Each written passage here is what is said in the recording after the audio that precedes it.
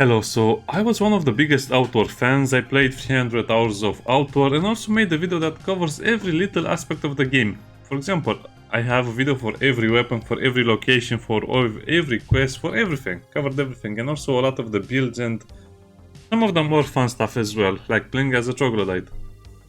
Also, we're listening to White Bat audio because I need a little bit of music. It's royalty-free music that kind of fits my state of mind right now, my mood.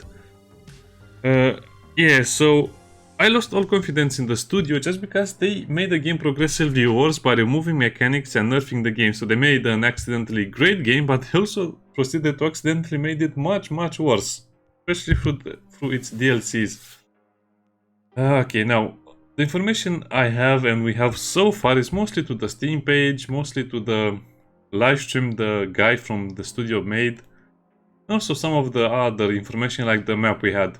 Now, let's look at the pictures, and we'll talk more about the game itself after we look at the pictures, but first of all, I want to go through the Q&A session a little bit. I watched the Q&A as well. As you can see, we'll have some sort of pack mule, so we don't have to use our secondary character as a pack mule like most people did. Yeah, you can play split screen, summon the other character, the other player per se, and use them as a mule. Or used to do in Outward. This is the same animal, more or less the same animal. Probably the same city as well. That's a shovel weapon. This is the same enemy from Outward 1. I think it's the same enemy more or less. Look at the disgusting worms and the other elements. Yeah, disgusting and fun as well. Maybe dual wielding over here, I don't know. Troglodytes, same enemies from Outward 1. This is a very nice place. I think it reminds me a lot of an underground city with magical beings, but I only see troglodytes. But I like the design. Also, this is dual wielding. As you can see, he's holding two daggers. Yet again. Weird creature, a spear, two-handed spear. Same enemy from Outward. Another humanoid enemy. The giants from Outward, as you can see, they have more clothes right now. They look like monks, but they're still the same giants with the volcano on their backs. Those are very weird mushrooms over there. A little bit of camping, as you can see, not much going over there. Some weird dolphin creatures that can walk on ground, on land. Very weird street in the city, and that's about it. Now let's go over the Q&A session. Now, before we started, you have to know a couple of other things as well. So, 9 Studios was basically a studio of 9 people who received, I think, a grant or I don't know, some funds from the government to make a video game, and they did. Also, the studio has expanded, so there are no longer 9 people working only. They have more people working, but they also are a publisher now, so they'll publish games and also publish their own games. So that will probably eat up a lot of their time, and it will kind of change their way of thinking a little bit. You'll see why when you go over the Q&A. So the main pillars that they wanted to improve on compared to Outward, improve the character creation has been a major focus. What for? You barely see your character anyway. What is the point of focusing on character creation if you don't have stats, if you don't have starting skills, if you don't have, how should I put it, decisions to be made that influence the way the character is played, like more HP, less HP, more mana. I mean, character creation should be about decision making, not looks or cosmetics, because at that point you might as well just give it a clown outfit. Better combat, less clunky, more responsive. Now if you know Outward, well, I guess this is a problem for all action RPGs. If you make a game, basically everyone will attack at the same speed. But if you want every attack and every weapon to be different, you need it to give it kind of like the mountain blade treatment, meaning every weapon needs to have a different reach, different attack speed, and also different parameters. Not just these two, attack speed and reach, also damage, also recovery time, also swing type or thrust type. Anyway, you have a lot of things to do. So if they want to improve this on Outward, they'll probably need to improve the weapons themselves, which I guess is very good, but it mostly depends if they want to keep the game as a dodge focused game or or they want to insist more on the other mechanics as well. So I'm not sure they can make the combat better without the characters being vastly different or the characters having a level up system, which was one of the biggest problems with Outward. You couldn't really level up. At some point you just stop evolving your character, so you're forced to kind of play this adventure mode with the maxed out character because that's all you could max out, a few skills and then you just use potions. Better narration. I'm not sure what they mean by this. I think they just mean a better storyline or a better explained and told and shown storyline. I actually don't have a problem with this. Outer 1 was a great game for me because you didn't actually listen to a lot of dialogue. You just went through the storyline and you were shown what's happening and what will happen. Yeah, the dialogue that was there was good, but I don't think it was a problem with the narration. Make the world feel alive. Yeah, it's a big problem because the outward DLCs were just big empty pieces of nothingness. So I think this will be a challenge for everyone because one of the things that developers kind of forgot to do is make everything interact with itself in the game. Yeah, you had bandits that occasionally attack the big chickens, but not much else after that. So if they want to make the world feel alive, they need to introduce more interactions between the factions, between the NPCs, between the various mechanics of the game. Multiplayer, so the game will still be playable in 2 players. Need to start the starting scenario character that people can join you afterwards. The same thing as in Outward. Quest progression will not be shared in multiplayer, so if you don't have quest progression, then that's not really multiplayer. That's actually more like I don't know, it's more like co-op. But again, you cannot really call it multiplayer if you don't have shared quest progression or shared progression at all. I don't know. It seems like this is a major problem. I don't think they'll be able to fix it because they don't really know how to fix this, or they don't really know what to introduce instead of it. Split skin will be supported. That's great news for many people, I think. I guess some people just want to play with their friends, their, I don't know, brother, sister, family. Weapon environments. Habob is confirmed. Samo 9 is confirmed. Now this is the map of Aura that was released at at some point after the release of Outer. So Outer was supposed to be a massive game with a lot of stuff to see, but they had to scale down the game immensely. So we had Sierzo, Berg, Harmattan, Monsoon, and that's about it. Because the DLCs added the Antique Plateau and Caldera, which I don't see on the map over here. That's the Scourge, which is attacking the land, so yeah. I think that's how the game was. I'm not sure the DLC areas because I didn't like it. No Chersones, Hollowed Marsh, Abrasar, Antique Plateau or Caldera. Antique Plateau and Caldera are the DLC zones. Chersones was the starting area, Hollow Marsh is the swamp, Abrasar is the desert.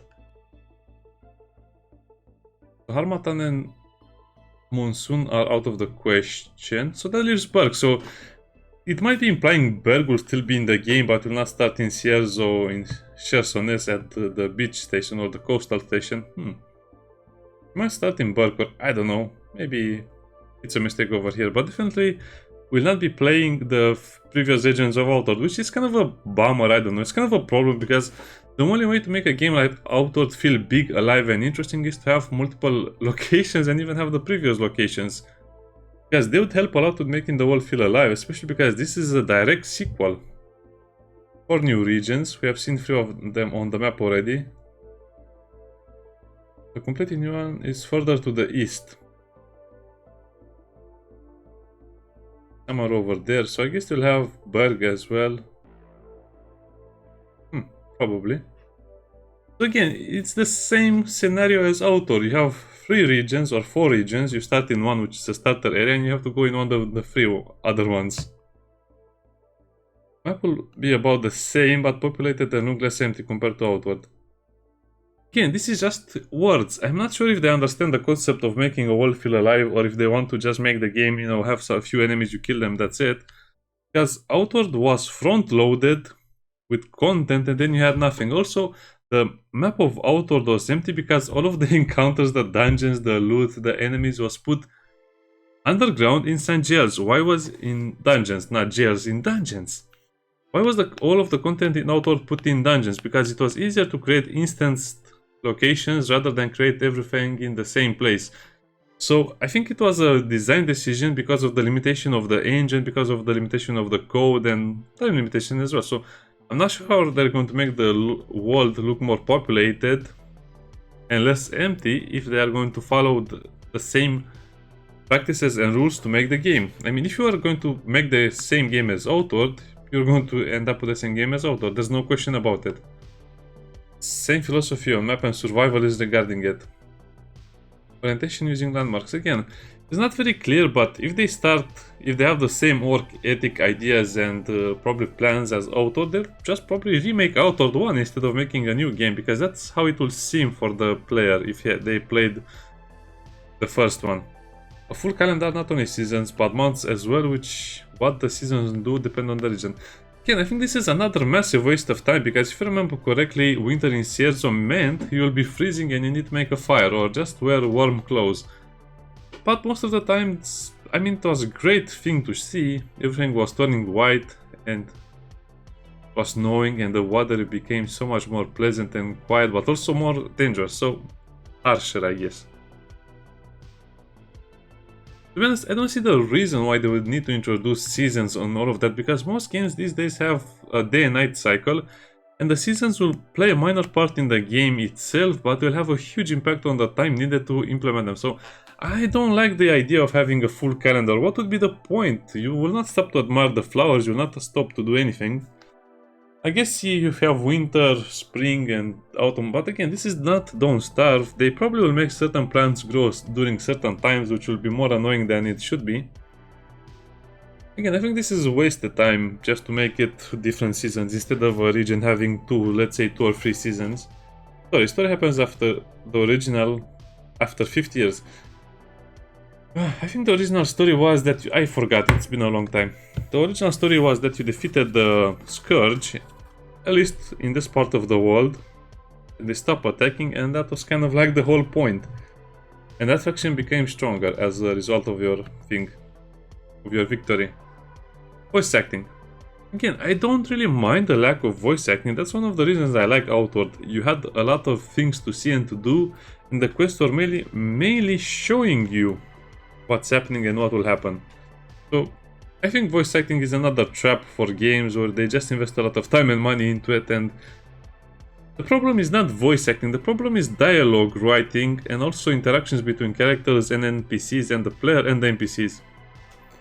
So yeah, the problem will always be dialogue in my opinion. If they can make a great dialogue, it doesn't matter if it's voice acted or not. It will probably be a lot of compromises here as well, so I'm not a fan of that.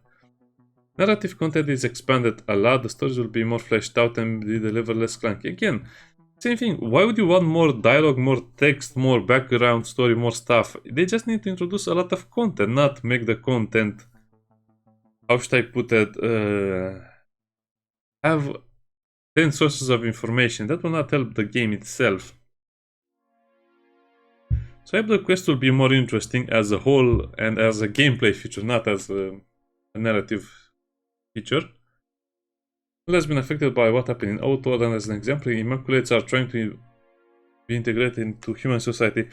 The Immaculates are the ones, I forgot what they exactly they are. I'll just probably, well, I'm probably wrong, but I'll just say that they are Scourge who are free from the hive mentality or whatever the Scourge had, so they're kind of like very, very strong Scourge, but they're also not an enemy of humanity. Anyway, they're very strong entities that are a friend of humanity right now. Levant faction has grown in power. This is Levant over here. We'll see a lot in Queen Calixa, one of the worst parts of the game. I don't want to see a lot, which I think is more like a minor god, which is annoying because he curses you and has this weird part of the quest where he traps you onto his planet, or not his planet, his little dimension. I don't know, it's weird. I think Elata and Queen Calixa are the worst part of the game in a way, and they are from the mushroom, not the mushroom, the marshes, the swamps. Not my favorite part factions. 3 factions you can join. Oh, what a surprise. So you mean you will have 4 regions and you can join one of the 3 factions. So it's exactly like Outward 1. So what changed? Why would you buy Outward 2 when you can do the same thing in Outward 1? Joining a faction will stop you from joining another. Hey, no surprise there, right? Okay. Gameplay. There will be mules, health pool. They can die. You need to feed them. again, that's just adding more tedious factors to the game because you need to feed yourself and your mule. You need to protect yourself and the mule. You need to manage the inventory of the mule and your inventory. So I'm not sure if it will work. Basically, would you turn your entire game into an escort mission? I hate escort missions. I think I'll not use the mule unless they're very easy to use or have some sort of automation. I'm not sure. No mouse. Again, this is the same mentality as the developers had in Outlaws, so they don't want to introduce new mechanics to the game. They're just copying what was already existent. So hey, if you want a remake of Outward, this will be a remake. 8 trainers. I think that's the same numbers we had in Outward as well. So it will be 2 trainers per region.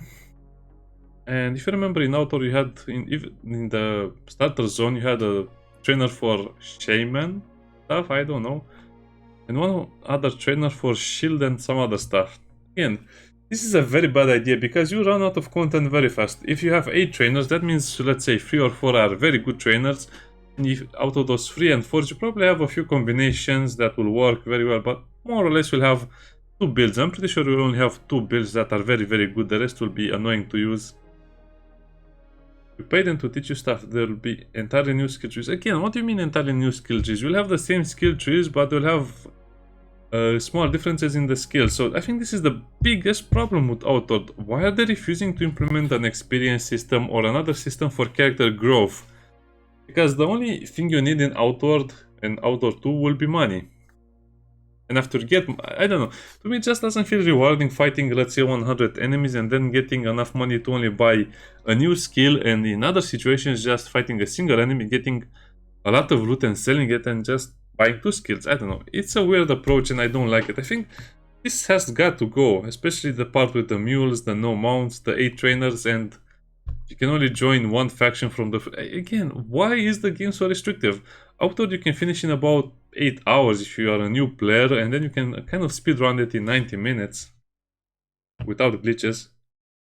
Some of the spells will be similar. Hey, like I said, you'll be accidentally buying the Outward 1 remake. It's not such a big deal.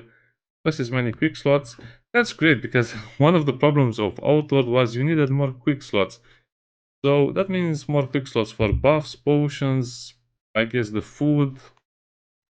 Yeah, you definitely needed more quick slots, but I don't think that this is a defining feature. This is a quality of life feature that should have been in the base game as well. So I'm not happy about this. I'm just thinking it's a must-have in 2024 or 2025. No one-handed spears just because they're overpowered because of the way the game works. So I guess they didn't change the other mechanics related to combat either. Magic system will be combo based. What is combo based magic system? That means you'll have weaker spells and you can combine them to create much stronger spells and effects. Meh. I don't like this system either because I think that's why you should have magic related to the level and increasing the level by getting either experience or other resources. Otherwise, this will feel either very strong or very weak. Was the case in Outward. No, musket. This was just a question. Again, this is a Q&A session. They didn't ask about pistols. You might have pistols, but not muskets. Muskets are an entirely different thing. Instead, you can play as a troglodyte. In the first game, you could play as a troglodyte as well, which was basically just another nerf to your gameplay. So if you want to have a worse experience and play with a character that has horrible debuffs or nerfs, play as a troglodyte. I don't see the fun in that, but I guess some people like it.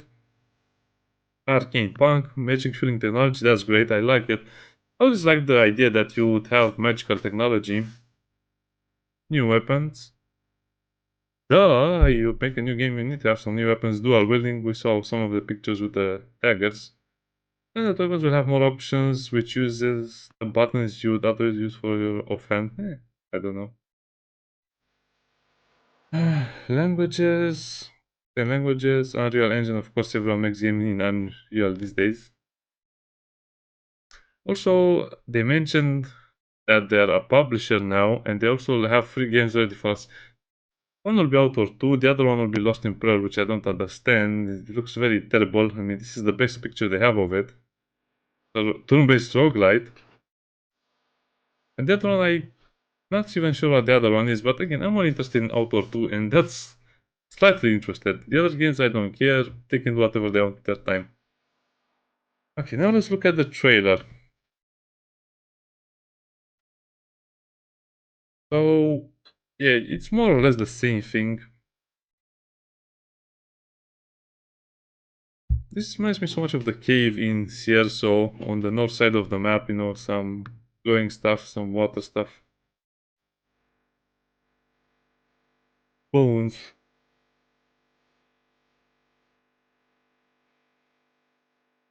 Yeah, that was funny.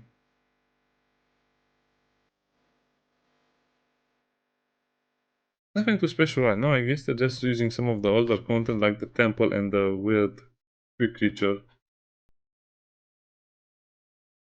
I don't see a backpack, so maybe they died and resurrected without a backpack, playing a bandage. Eh, kidding. I think the tree creatures were in Outworld 1 as well. The bee tree creatures, yeah. This was the most annoying part of the game. If you remember in Outworld in Cierzo, you had the blacksmith who constantly just grinded something on the whetstone or I don't know. This is not a very good trailer. This is just a trailer to showcase the editor's skills, but not the game itself. Again, this is the pre-alpha. When they say a pre-alpha trailer of a game, they mean the game will be released at the minimum in a year, and the maximum in, let's say, 2 or 3 or even 4 or 5. Very weird animation of putting the backpack. I guess it's placeholder, but still, it could have been better. So this is a new backpack. Doesn't seem special to me. That's a special one.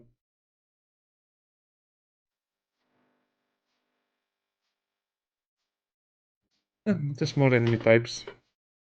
Looks like the chickens are back. I forgot what they're called, but the chickens are back. So that probably means you can kill them a lot of times to get one of their masks. Yeah, I guess if you don't have a RPG progression system, you still have to kill a lot of them to maybe get their masks to maybe move faster. That's the spear and the lizard. I'm not very enthusiastic about the spiders or the insects or the lizards as enemies in the game. So I think this is just another giant resting around here. I don't remember the storyline for the giants, but I guess they're just trying to fit in at some point. But that's another enemy from Outward 1. Kind of boring that they introduced that enemy here again.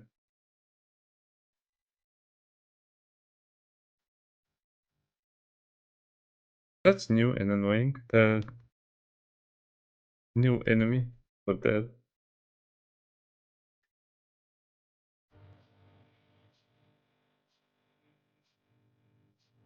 I guess stuff just happens.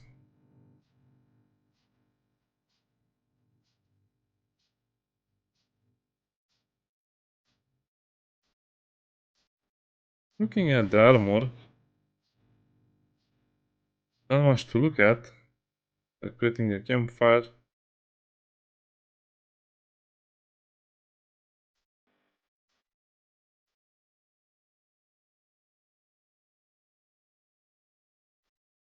Yeah, the game seems very magical, but I don't know, it's not on my taste, and besides, unless I see a full version of the game, I'm not believing anything people say these days anymore. I've played too many demos to not realize that these demos are basically for their own publicity. So this is a demo made for their own publicity. It's not a demo made for the gamers or for the fans, I think. I don't know, I guess we just have to wait and see, but so far I'm not really impressed because they're mostly showing us what we had already in the game, but less of it, and from what we read, everything seems to be the same as Outer 1, more or less. I don't know, maybe things will get better, but that's all of the information I have about the game so far, and the plans of the studio, meaning they want to be a publisher, they are working on 3 games right now. Outer 2 is one of them, the other ones are smaller in scope, but still will consume time. So, I guess it's up to everyone's preference if they buy the game when it comes out or not, but let me just say one thing, don't get too invested in the game. Well, 2 things, don't get too invested into the game, and number 2, I don't think it will be worth full price, definitely not worth full price, since again, you could finish the first game in about 6 or 8 hours. And this game is so much like it, it will feel like the Remnant 1 remake. Do you want to accidentally spend the money on it? Well, I don't know what to say. I guess if we don't have anything else better in that time period of the release, I'll buy it and play it. I'll probably buy it and play it anyway. But the big question is whether I will buy it during the the recent release of the game or no, after. Yeah, that's about it. Also, can I just say that I think Outdoor 2 would have been much better received 2 years ago. The first Outdoor game was released in 2019, so that's 5 years ago. So this is almost the anniversary of the 5-year release of Outdoor 1. So that's why I also chose to make a video of this one, because it's so close to the anniversary. But still, if you look at the page, it will say that Outdoor 2 was released in 2022, I think 2022, just because it was upgraded to the definitive edition. So yeah, after 5 years they decided to make Outdoor 2, which would probably be released in 2025 the earliest. And it's so similar to the first game that you might as well just, I don't know, think of it as a remake of the first game with better mechanics and graphics and animations, and that's about it. Anyway, we'll just have to see. See you next time. Bye bye.